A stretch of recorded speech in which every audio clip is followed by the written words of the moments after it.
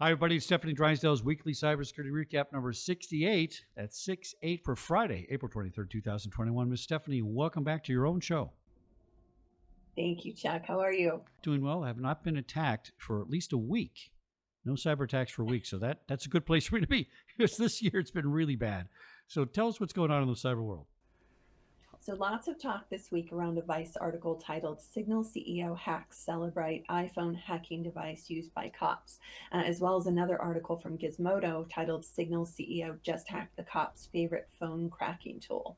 So, the CEO of Signal claims that because of security flaws in Celebrite's tools, someone could basically rewrite all the data being collected.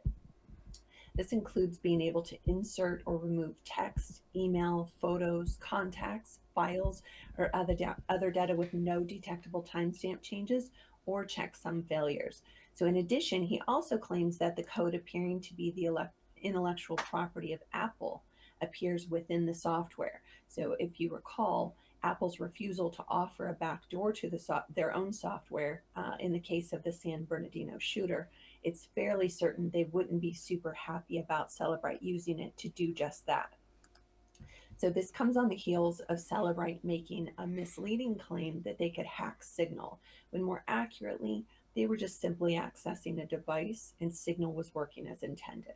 So I'm fairly certain that this isn't the last we're going to hear about all of this and its impact on all the parties involved, to include law enforcement's court admissibility of Celebrite's tools now. So definitely worth keeping up with this.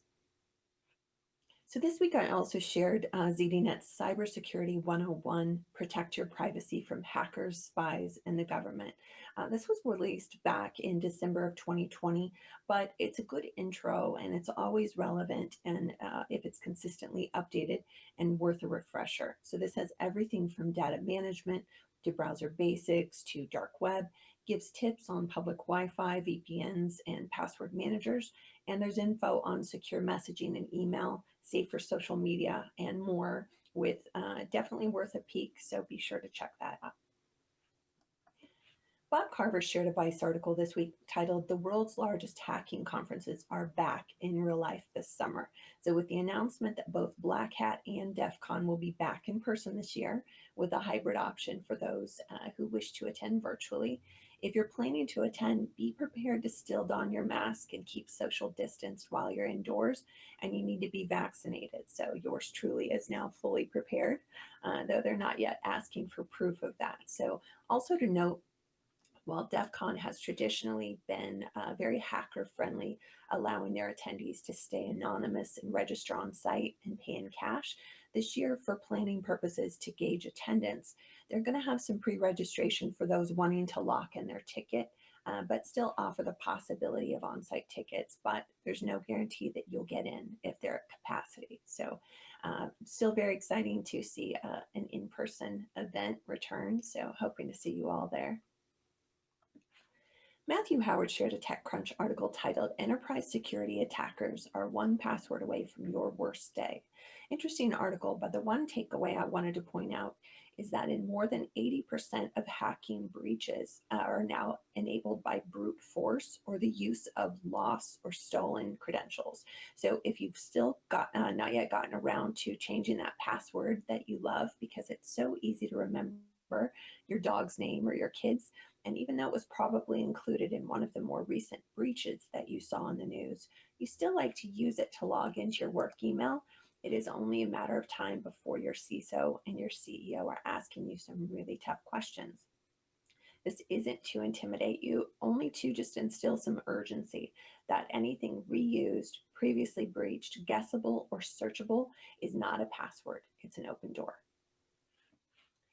James W. shared a Mashable article titled How to Stop Your Cell Provider from Sharing Some of Your Data. So it was an article that explains how the various providers collect anonymized data and use it to better your experience. And it makes ads more relevant to you. It also shows you how to opt out of some of those sharing programs if you prefer not to share so much. So while some data collection really does tailor your feed to your own preferences, remember that the less information that's collected about you, the less potential damage should a breach occur. Bob Carver also shared a Medium article warning WhatsApp users not to click the link that's circulating that promises to turn your WhatsApp pink. Clicking on the link installs a virus that ultimately leads to losing your WhatsApp account. Repeat after me, don't click stuff.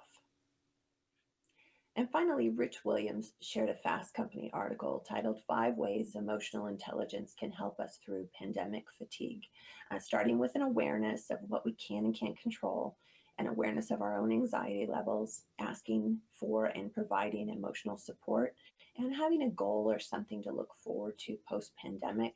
And my personal fave, asking yourself how you want to look back on this time. And when all this began, I told myself that since I was usually so busy and traveling, that I wanted something to show for my time at home, so not simply for the time to pass.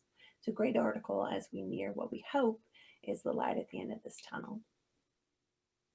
And that's what I have for you all this week. I hope you all are doing well, staying healthy, and I look forward to seeing you all next Friday.